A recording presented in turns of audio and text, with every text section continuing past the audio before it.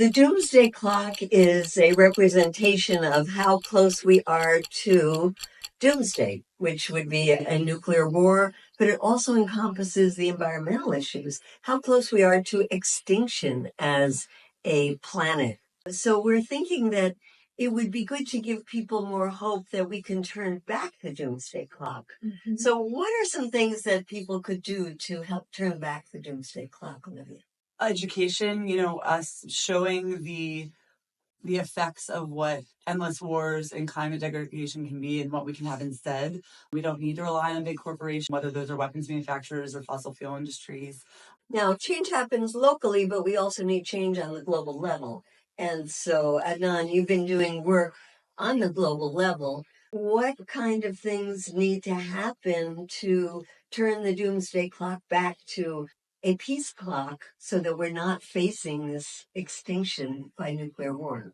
Well, it's interesting. I mean, the U.S. is the most powerful military in the world, and also, incidentally, the single entity that pollutes more than any other in the world, including most countries, the U.S. military. But we're seeing some glimmer from the political direction in the country, both from the political elites, but much more importantly from the voters, showing that they really are tired of forever wars. They're tired of having 800 bases around the world. They want to focus on their own communities, on really stopping this kind of post-Cold War, or really extending from the Cold War ideology that we have to be this globe-striding spider with a finger in every continent, with an arm on every continent. So in terms of nuclear weapons, it's been very dangerous, the kind of possible nuclear war that could come about with the Ukraine war. And Trump is talking to Putin, trying to find a negotiated solution.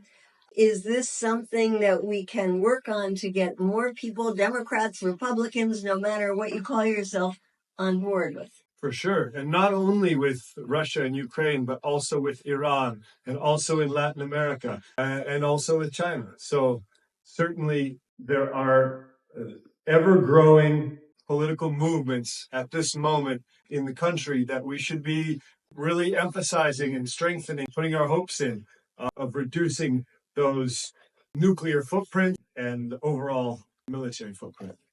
So, Olivia, if we want to say that young people can play a role in turning back this clock and having a peace clock if they look at this intersection between militarism and environmentalism? Unfortunately, it took a genocide in Gaza for people to be making those connections. But young people are really activated and are really wanting to be active at this section of the climate crisis and stopping these endless wars and going after the military industrial complex and seeing this as an overall war economy that not only when the bombs go off, but the testing, the production, the sacrifice zones, that these things that young people are more attuned to, it also makes it an everybody issue, right? The fact that people do not have access to affordable housing, healthcare, education, food, clean water. Those are all issues that affect all of us, but our money goes out the window. So whatever happens over there happens here at home. And as this administration is going to be activating more people for survival mode, people are very valid to be afraid and want to act locally and protect their neighbors.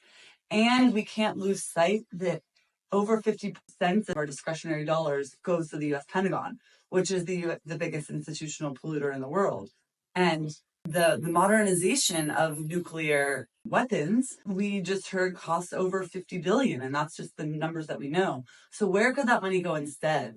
No one has to be a nuclear scientist or climate scientist or know the ins and outs of all of these anti-war acronyms.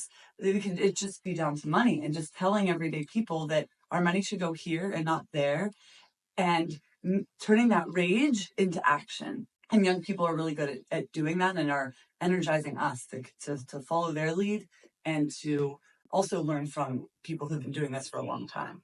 So we want to just take that doomsday clock and take the minute, well, let's just go for the hour one, and push it back by all of this work of education and activation of people around the country to stop the militarization, the weaponization of our planet, and to stop the climate destruction.